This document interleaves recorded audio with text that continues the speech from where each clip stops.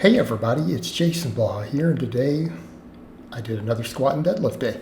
So let's get in and talk about it. I decided to go back over to true high bar. I wanted to go with real narrow stance, kind of toes forward.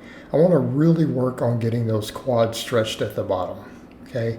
Because I'm doing plenty of other posterior chain work. I'm going to start working the volume back up. I really just need to blow my quads back up.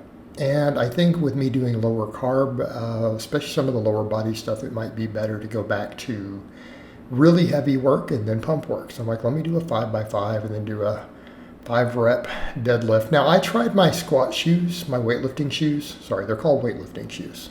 We're doing weightlifting squats. I feel like they pull me forward almost out of balance. So I put my Chuck Taylors back on, and I feel like they felt a little better. I'm pretty happy with the overall depth. Now, these sets were difficult, but obviously I left reps in reserve. And I think I may want to just work with the 5x5. I was starting to kind of do that again. Like, let's just do 5x5 straight up high bar and just build it up. Like, I would like to get these back to where I can do in a true high bar like this, because notice this is high bar.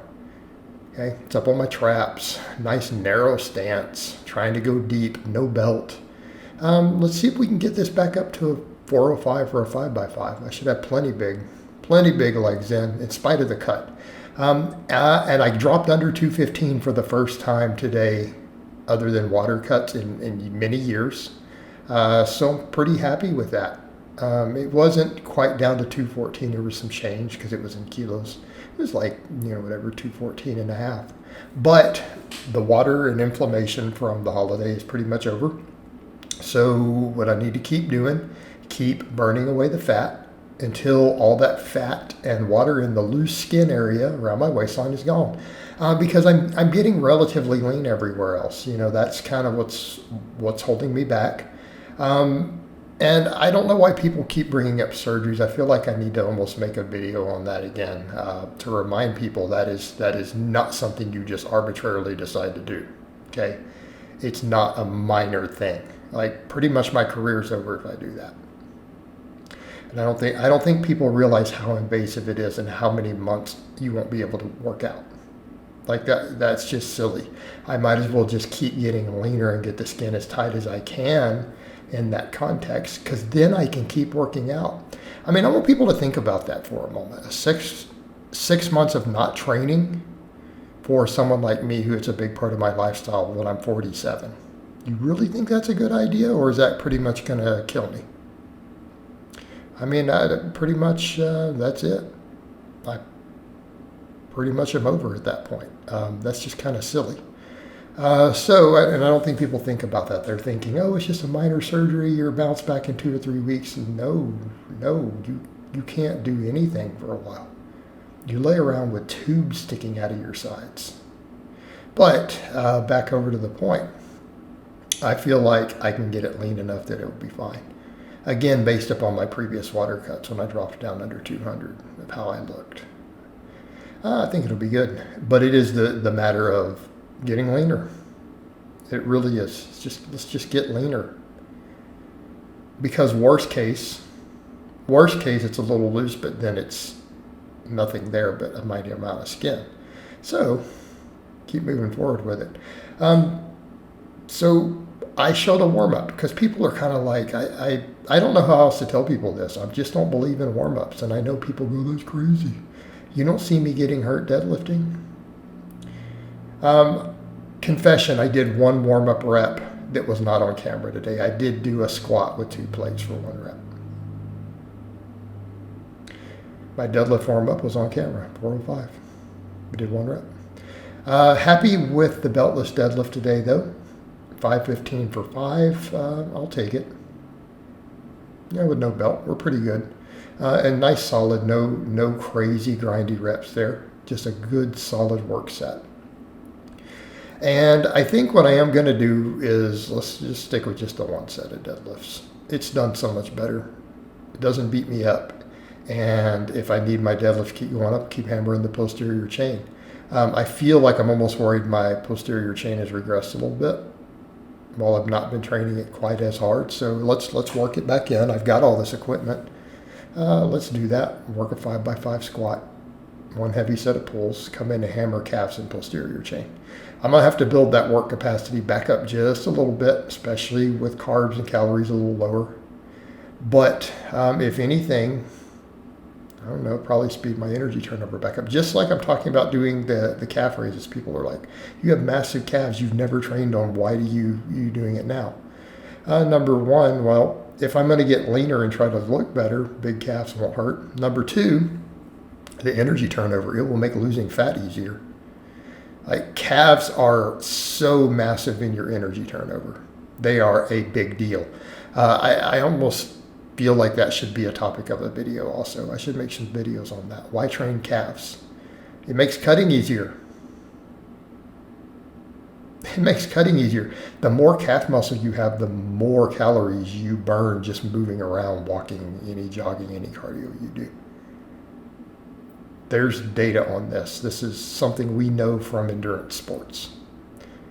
Again, when there's sports involved, there's real money. See, that's what people don't get. When it comes to just gaining muscle and stuff, there's no funding for studies. They're trash.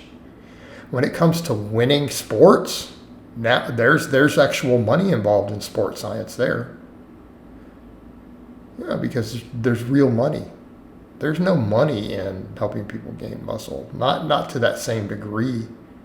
Because we already know how to do it. It's not like there's anything that coaches and lifters don't already know. So any research you're looking for is, can I get someone 1% more gain? Your clients aren't even going to do it. We already know how to do all this. Good coaching is good coaching. But sports performance, now that is something that is researched. Because there's real money involved for them to do that. And there's international competition involved. Governments get behind it. But yeah, I think the calf raises really kind of show what's still going on with the lower back and the combination of the loose skin with the fat still there. But we keep dieting. I'm clearly getting leaner, clearly losing fat. Just keep sticking it out. Right? You know how to do it. I've lost 100 pounds before. Right? Like right now, look at this. It's like, what, another 15? Be in a pretty good spot. Because almost all of it's going to come from that upper hip, flank, love handle area. Because that's where most of my fat, that's where the majority of the fat on my body is at this point. That region probably holds 50 to 60% or more of the fat still remaining on me. So let's just burn it off. Not a big deal. So 5x15 calf raises. I managed to squeeze out, I think, an extra rep or two on the last set. So I'm getting stronger at those. All right, hanging leg raises. I decided to superset them with some reverse hypers. I'm like, let's try to do some high rep reverse hypers. Let's get my low back into shape, right? Get that work capacity back up. Make the deadlifts go back up, right, while I'm cutting. So I'm deciding how much ratio I want of glute ham raise to reverse hyper. Because I have that love-hate relationship with the glute ham raise. They make me cramp. But, man, when I've been at my strongest on deadlifts, I was doing a lot of both of those, wasn't I? What do I mean by strongest? I pulled 625 on a deficit before. I'm not even worried about that 635, pulled one time. Normal. I'm talking about that deficit pull. That 625 deficit. Now, that's some real pulling. I was doing a lot of glute ham raises and reverse hypers. I was doing like 10 sets of each every week. All right. Let's work with that. Let's build back up. So again, what's the name of the game? Kind of what I think I'm going to shift more and more of that back with upper body too. I've gone back and forth between higher reps and heavy work for the main lifts. But what's the name of the game? Heavy work followed by pump work with a focus on arms, because arms are, quite frankly, my weak link, really. I think everyone realizes that. Does anyone disagree there? I mean, really, where does the most work need to be? Losing the fat around the whole waistline and flank area and building bigger arms. That's honestly what I really need to do to look good. So let's do that, but we don't ignore this other stuff. I want to keep that deadlift up, and all that lower body muscle rebuilding, a lot of it will help me get leaner. Energy turnover goes higher. Metabolism goes higher. All right? Let's just keep going with it. Let's run with it. And enjoy the workouts. And that's the other reason, too, with the lower reps. I find heavier low body work to be more enjoying. The high rep stuff is just grueling. I don't enjoy it. And I got to where I don't like a low bar squat. With the high bar, it's not bad. Because it's easy on my shoulders. You know, feels heavier, but hey, builds more quad. Let's roll with it. All right, guys, but that's really all I have to say on that today. I hope it's been informative, and I'll talk to you guys next time.